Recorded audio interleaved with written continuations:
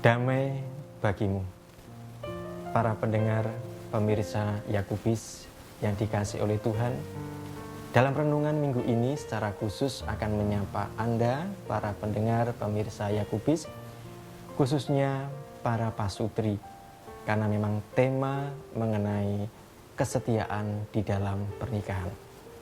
Para pasutri yang berbahagia, keberadaan Anda memilih sakramen pernikahan merupakan bagian dari keterlibatan Anda di dalam rencana keselamatan Tuhan, di mana Allah juga melibatkan Anda dalam karya penciptaan untuk menjadi berkat bagi dunia, bagi alam semesta. Untuk itulah Allah menciptakan pria dan wanita supaya mereka bersatu dalam satu ikatan pernikahan. Para pasutri yang terkasih, pria dan wanita jelas diciptakan secara berbeda, dua pribadi yang berbeda, tetapi dipanggil Allah untuk menjadi satu dalam ikatan jasmani dan rohani. Allah menghendaki agar dalam persatuan itu pria dan wanita menjadi dua pribadi yang seperasaan, satu pikiran, dan satu kehendak di dalam rumah tangga. Para pasutri yang berbahagia, tentu Anda telah mengalami bagaimana suka dan duka di dalam hidup pernikahan. Bahwa Tuhan menganugerahkan rahmat, menganugerahkan berkat, menganugerahkan sukacita dalam pilihan menikah di dalam gereja Katolik. Tetapi itu tidak berarti bahwa dalam pernikahan tersebut tidak ada persoalan, tidak ada masalah. Setiap pilihan hidup pasti ada suka dan dukanya. Memang tidaklah mudah mempersatukan dua pribadi dengan latar belakang yang berbeda, dua pribadi dengan karakter yang berbeda untuk menjadi satu perasaan, satu kehendak, satu pikiran di dalam rumah tangga. Ambil contoh bagaimana ketika harus mendidik dan membesarkan anak-anak.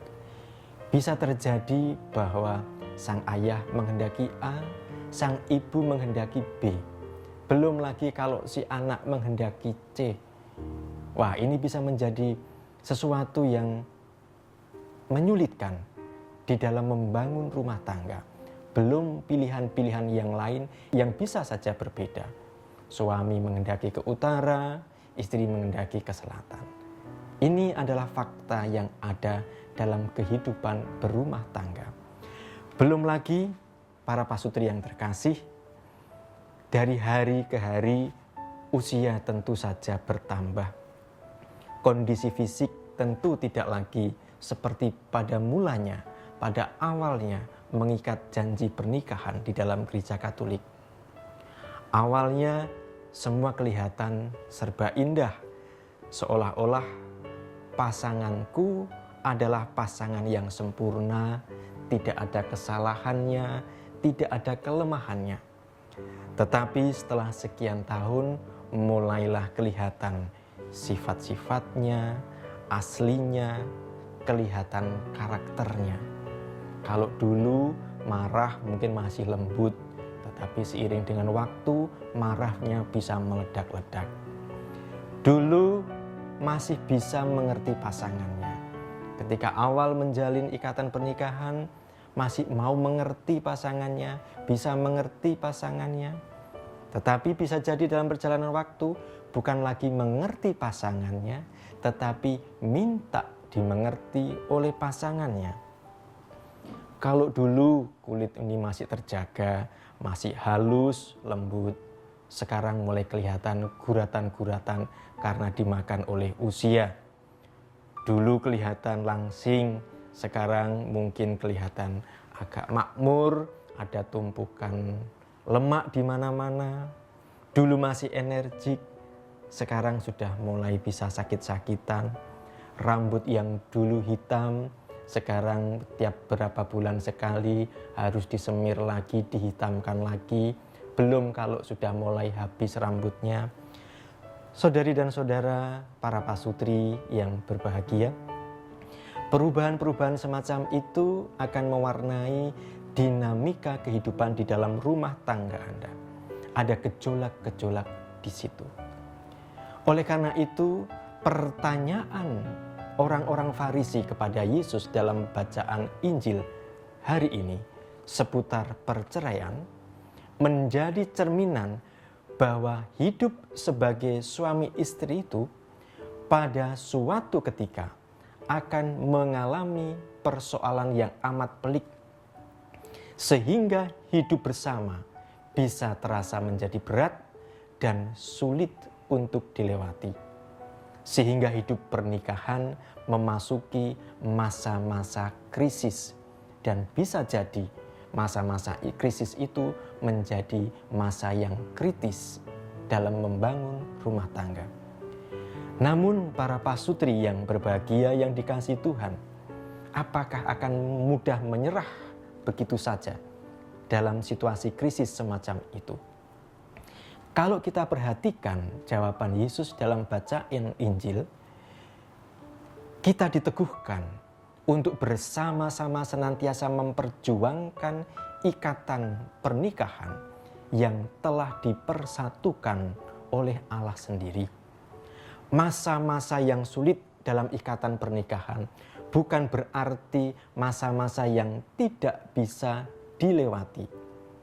Justru masa-masa yang sulit, masa-masa krisis dalam pernikahan menjadi masa-masa untuk mendewasakan.